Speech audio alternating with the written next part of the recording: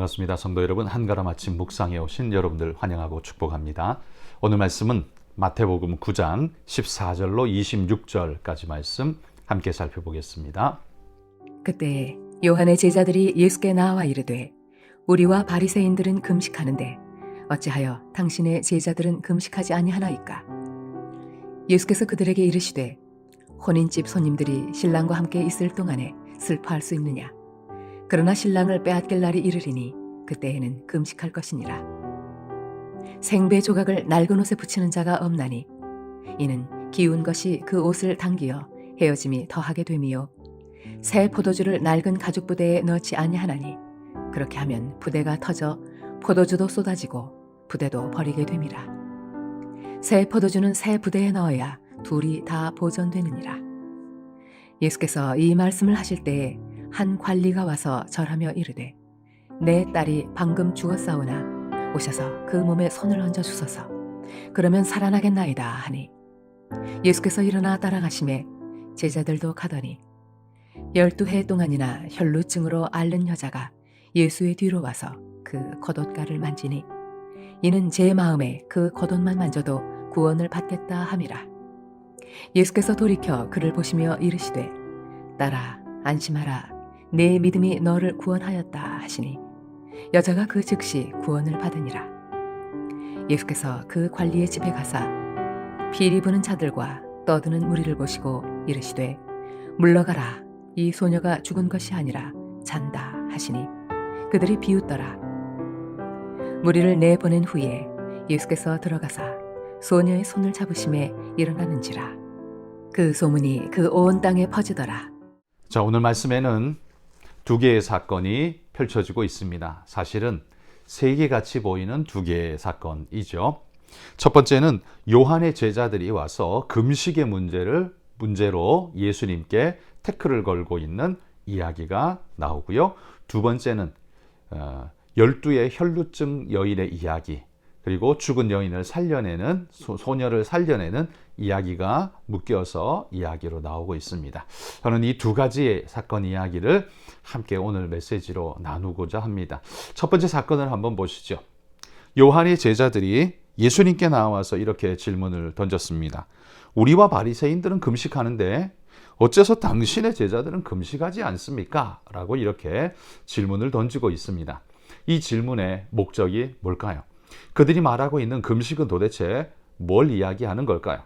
단순히 밥을 먹지 않고 굶는 것, 그것만이 단순한 금식은 아니죠. 금식의 목적은 하나님 앞에 자신의 죄를 고백하고 혹은 하나님 앞에 간절한 간구를 올려드리는 간절함의 통로가 금식이죠. 금식은 다른 게 아니라 하나님께 아뢰는 절박한 아뢰의 그 표현이 금식일 겁니다.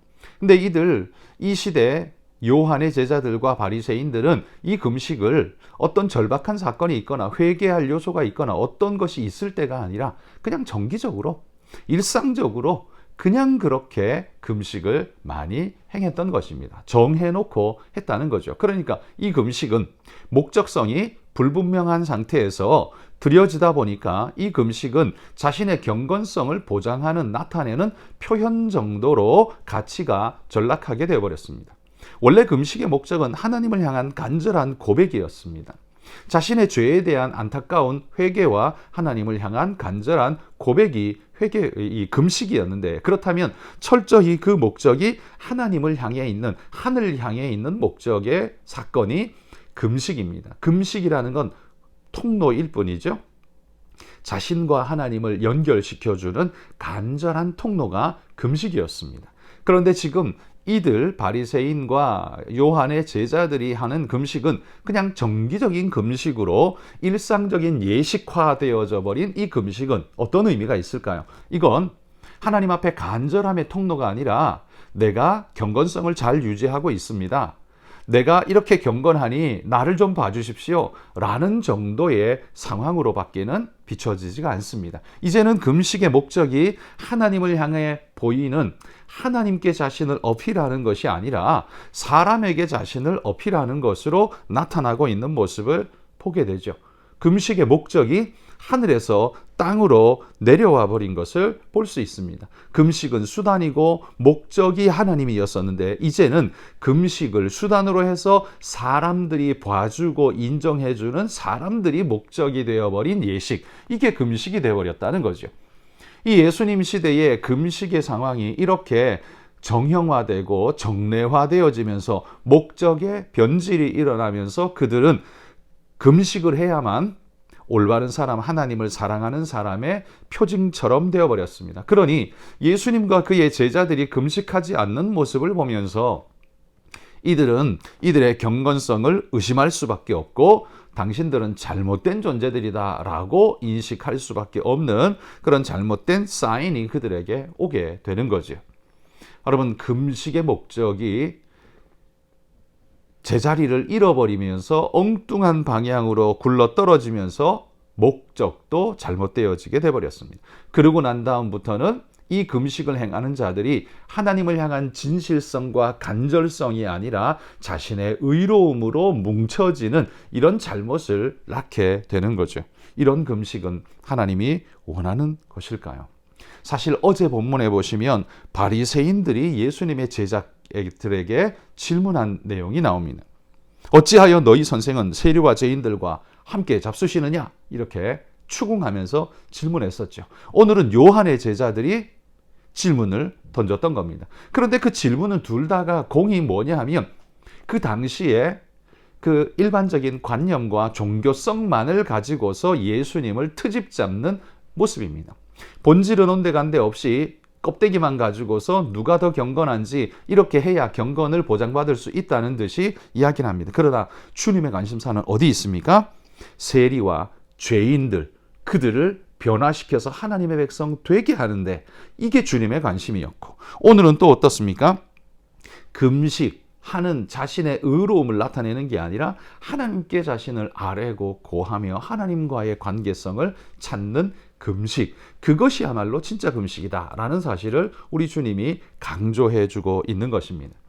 여러분, 껍데기에 치우쳐버리고 교회가 정형화되면서 예식화되고 전통이 되고 도식화되어지면 나중에 우리의 목적이 하나님이 아니라 인간이 되어버리는 경우를 너무 많이 보게 되죠. 사실 바리새인들만 그런 게 아니라 지금 우리들도 그렇습니다.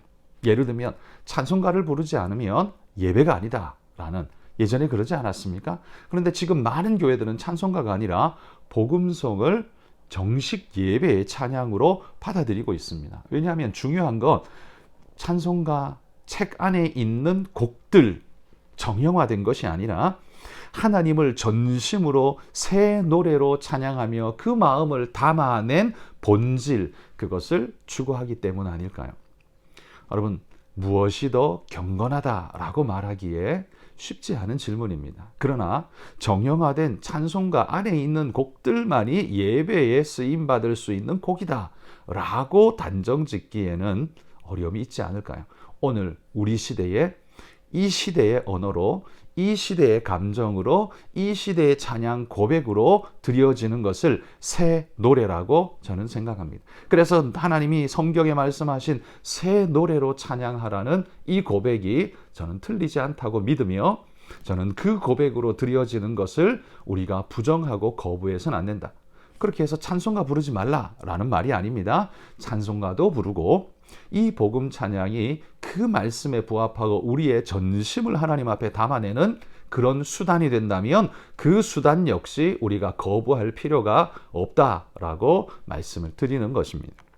두 번째 사건은 12의 혈루증 여인을 고치시는 예수님의 사건입니다. 물론 결과적으로 이 회당장 야이로의 딸을 살리는 이야기가 주 목적으로 처음에 불려졌지만 그 중간에 나온 12의 혈루증 여인의 사건이 우리에게 더 부각되어져 나타나고 있죠. 저는 이 12의 혈루증 이야기를 오늘 하려고 합니다. 이 혈루증 여인을 보십시오.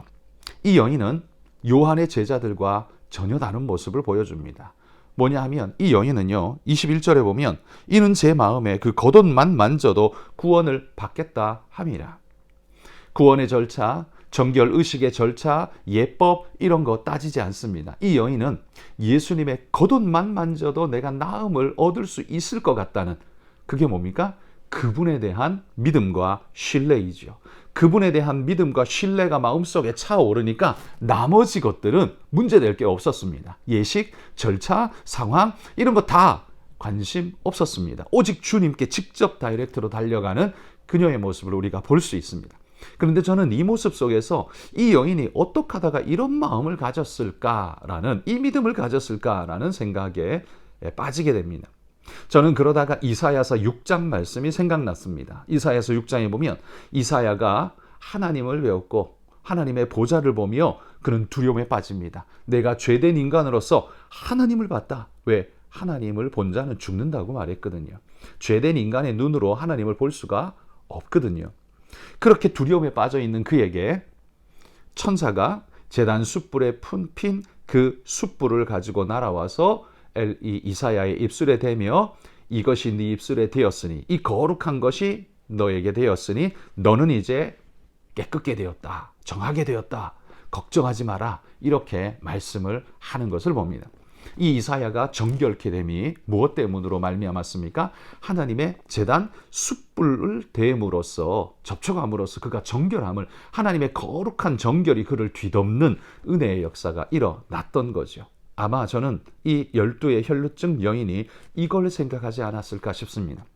이 제단 숯불이 그 이사야의 입술에 대는 것만으로도 그가 정결케 된다면, 이 하나님이신 우리 주님의 옷자락에 내가 손만 대어도 당연히 내가 나음을 입지 않겠는가라는 믿음의 확신이 그 마음속에 들었다는 겁니다. 긴가민가로 만진 게 아닙니다.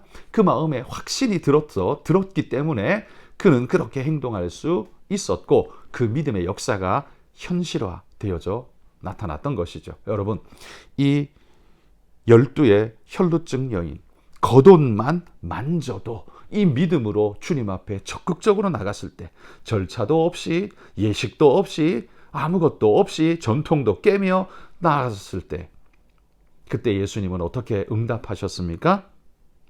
따라 안심하라, 평안히 가라 라는 말로 응답해 주셨습니다. 주님은요, 절차와 예식과 전통과 껍데기를 우리에게 요구하는 게 아니라 잃어버리지 말아야 할 진정한 본질을 붙잡을 때 주님은 우리의 어설픔도 눈 감아주시고 긍휼히 여겨주시고 덮어주시고 은혜 주신다는 사실을 우리는 잊지 말아야 합니다. 여러분, 이거저거 예식과 절차와 연도와 무엇을 따지다가, 이거저거 절차를 따지다가 아무것도 못하고 오히려 믿음이 식어드는 그런 일들을 경험하게 된다면 이게 더 큰 손해 아닐까요?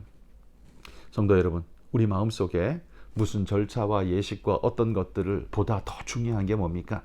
사람들 눈에 비치는 이런 절차와 예식과 경건성의 표현들, 이거보다 더 중요한 게 뭡니까? 그건 바로 하나님이 알아봐 주시고 인정해 주시는 그 믿음, 그 본질이 더욱더 중요한 것이죠. 그러니 여러분, 우리의 손을 뻗어 하나님의 본질을 붙잡을 수 있기를 소망합니다. 이 여인처럼 본질을 붙잡을 수 있기를 바랍니다. 바리새인과 요한의 제자들은 지금 뭘 붙잡고 있습니까? 본질이 아니라 본질이 벗어놓은 껍데기를 붙잡고 있는 겁니다. 알맹이는 빠져나갔는데, 본질은 빠져나갔는데, 그 허물 벗어놓은 껍데기, 그거 붙잡고 금식이라는 이름으로 그거 붙잡고 있는 제자들의 모습은 안타까움이죠. 여러분, 우리도 혹시 예전에는 그것이 본질이었지만 우리는 그 본질이 벗어놓은 허물 껍데기만 붙잡고 오늘도 엉뚱하게 발버둥 치고 있는 모습은 아닌지, 금식이 경건의 표현이다라고 믿기 때문에 그거 해야만 의로운 자, 경건한 자, 제자라고 불림받는다고 고착화되어 버린 그들의 생각, 잘못이죠. 금식이 무엇을 목적합니까? 목적을 잊지 말아야 합니다. 우리의 신앙은 무엇을 목적합니까? 그 목적을 잊지 말아야 합니다. 여러분, 우리는 늘 자주 우리 자신을 이렇게 돌아보면서 목적을 잃지 않는 진짜의 사람들이 될 수 있기를 소망합니다. 같이 한번 기도하시죠. 오늘 여러분 기도하실 때 감비아의 한 병이 김현희 선교사님 위해서도 기도해 주시면 감사하겠습니다. 같이 기도하겠습니다.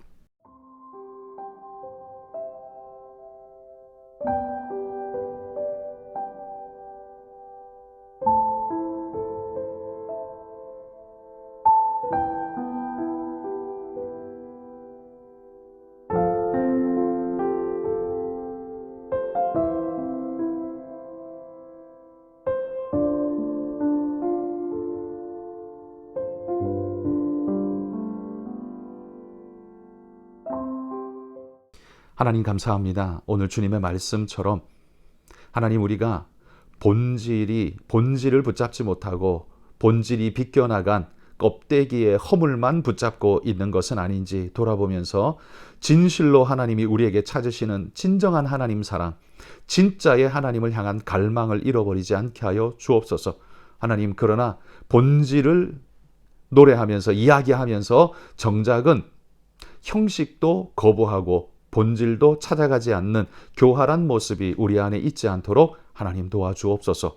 하나님, 그 하나님을 향한 진실함을 붙잡고 이 12의 혈루증 여인처럼 진짜를 붙잡는 용기 있는 사람, 은혜의 사람, 본질의 사람이 될 수 있도록 우리 성도들을 붙잡아 주옵소서. 이 하루도 하늘의 귀한 은혜의 축복이 우리 가운데 넘쳐나기를 소망하며 예수님 이름으로 기도합니다. 아멘.